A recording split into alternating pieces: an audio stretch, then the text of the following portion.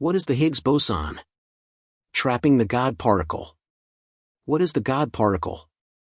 When was the light that exists in our universe born? How and when was matter born? Stay connected with us till the end, and we'll tell you the story of the universe, matter, and energy that we find in the cosmos.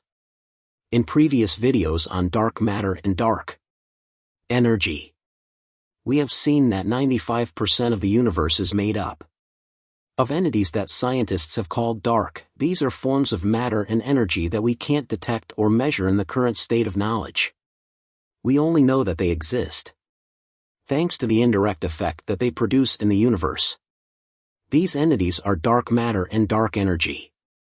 Nowadays we can find ordinary energy either in the form of pure energy like light or electromagnetic radiation in general, either in the form of matter, living matter like mankind, animals, plants, or inanimate objects. In physics, ordinary matter is called mass and is made up of the atoms that have protons, neutrons, electrons.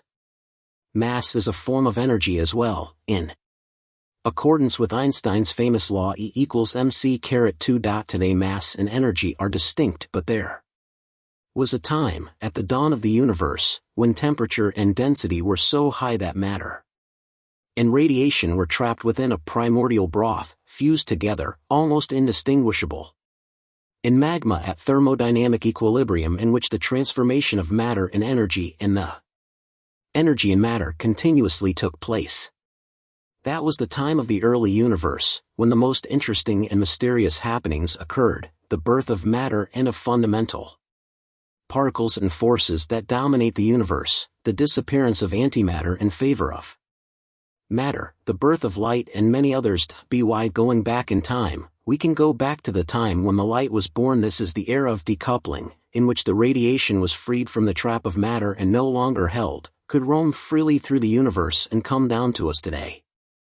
That moment occurred about 370k year after the Big Bang, or, according to current estimates, on the age of the universe, about 13,789,630,000 years ago. We're not allowed to peek beyond the period of decoupling, cause electromagnetic radiation, as said, was trapped in that primordial broth and had no way to escape.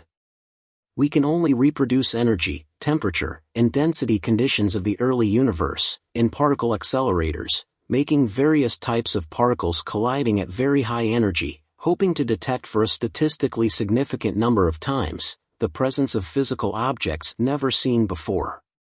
We cannot observe, but we can listen to the signals that come from the cosmos, hoping, for example, to hear one day gravitational waves caused by events that happened in the early era, in order to extract precious information and tear apart the veil of mystery that hovers over the first universe.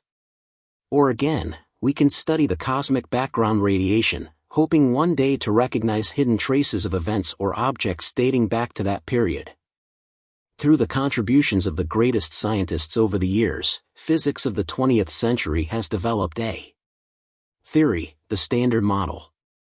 This theory is the reference model because it holds and describes all the particles and interactions discovered so far in our universe, and over the years it's been able to predict many other particles that had not been discovered yet, proving to be a reliable and consistent theory.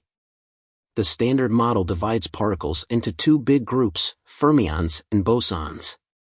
Broadly speaking, we can say that fermions are the particles that form the matter we know, protons, neutrons, and electrons.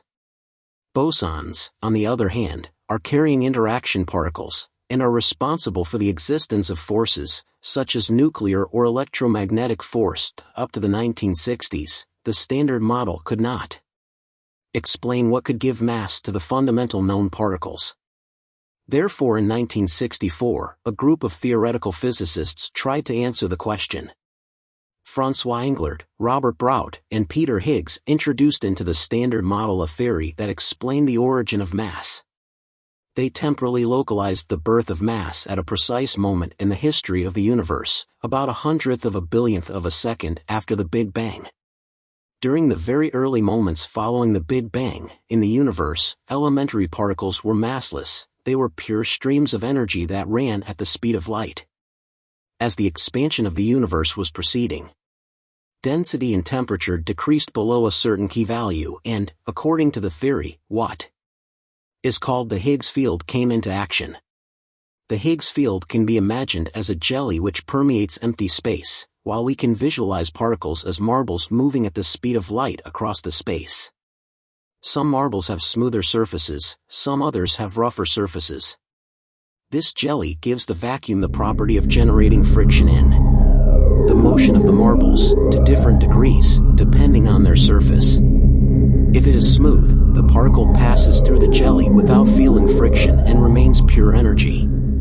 If it's rougher, it gets slower and heavier. Through this mechanism, particles gain mass, according to their features.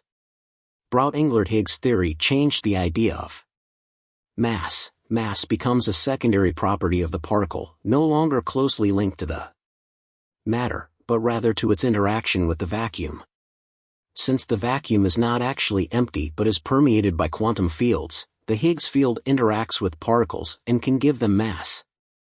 It's counterintuitive, but void does not indeed exist. It is not empty at all, it is a kind of prologue of matter.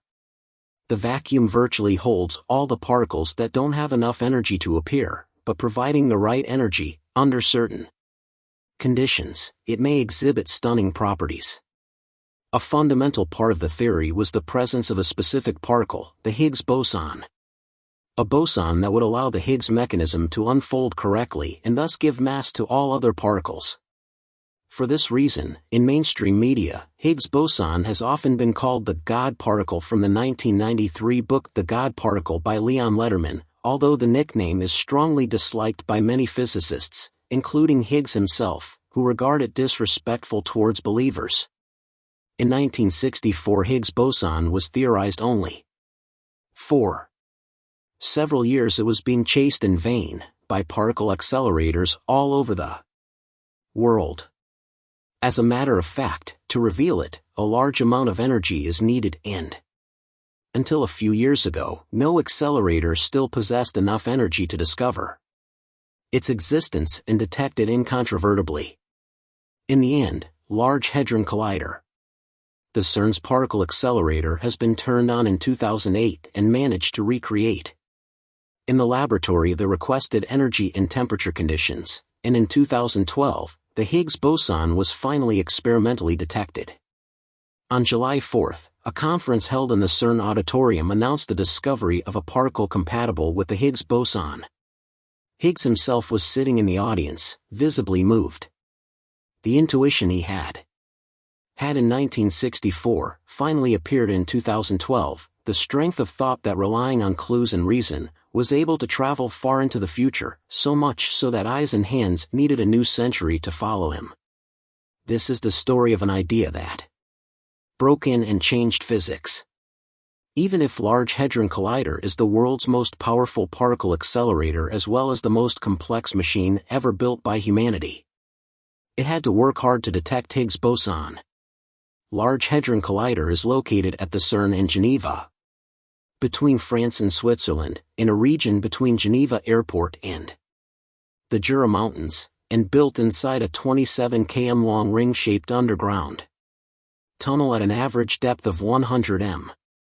The machine accelerates hadron bundles, particles affected by nuclear force, at speeds close to those of light, in opposite directions, and collides them at 4 strategic points of the ring, in which the 4 main accelerator experiments were installed: ATLAS, a toroidal Large Hadron Collider apparatus; CMS, compact muon solenoid; Large Hadron COLLIDER, Large Hadron Collider Beauty; and ALICE, a large ion collider experiment.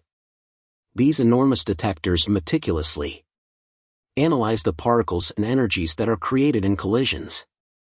To give an idea of the proportions of these mammoth works of human ingenuity, just think that the detector ATLAS is high about half of the Cathedral of Notre Dame de Paris, while CMS contains more iron than the Eiffel Tower and even weighs twice as much. Higgs boson production in a particle collision is likely to be a very rare event. It occurs about 1 in 10 billion collisions only.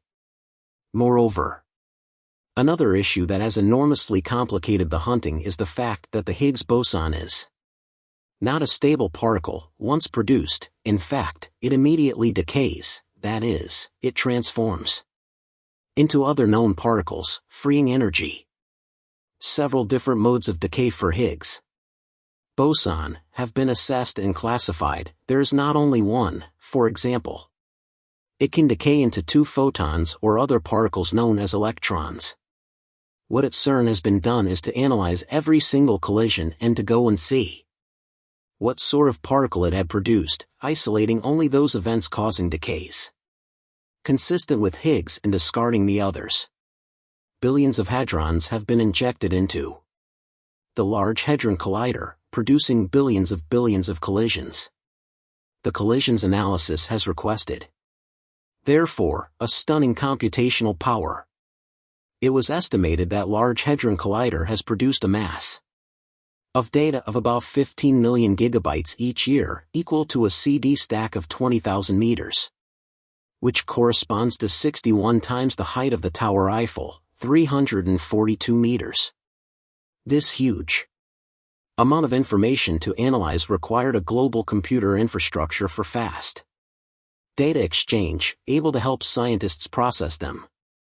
This infrastructure is called GRID, a planetary network born at CERN which combines and uses simultaneously the computing power and memory of tens of thousands of calculators across the world and has been developed to store, process, share and make accessible the data produced by the Large Hadron Collider accelerator.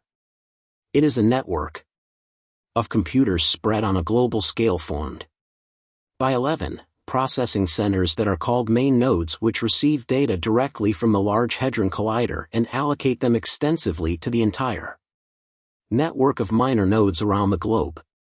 Will the discovery of the particle of God change our life?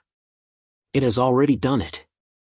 In order to detect it, in fact, humanity had to build Large Hadron Collider, the greatest engineering and technological work ever carried out, which required application and development of the most advanced technologies that enclose broad spectrum any field of scientific, technical and engineering knowledge. From superconducting magnets to computing, cryogenics, to vacuum techniques.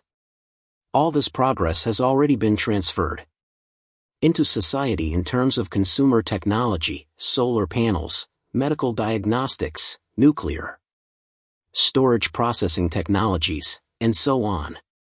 In particular, particle accelerators have plenty of applications in medical therapies and diagnostics. All the accelerators in the world are based on technologies developed at CERN or in partner laboratories. Ideas and creativity are the basis of the progress. Without new ideas, development stagnates. The basic fundamental research triggers creativity, genius, fantasy because it has no constraints of profit or delivery of specific products.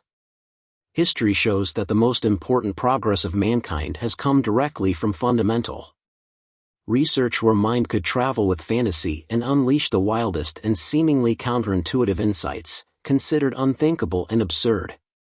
Any other examples? It is enough to consider the fundamental theories of physics, general relativity and quantum mechanics. Without these abstract, highly counterintuitive, and sometimes absurd theories, we wouldn't be able to use, for example, our precise geolocalization services, thanks to us modern GPS satellites, or we would never have developed semiconductors and transistors, and electronics like we know it wouldn't exist.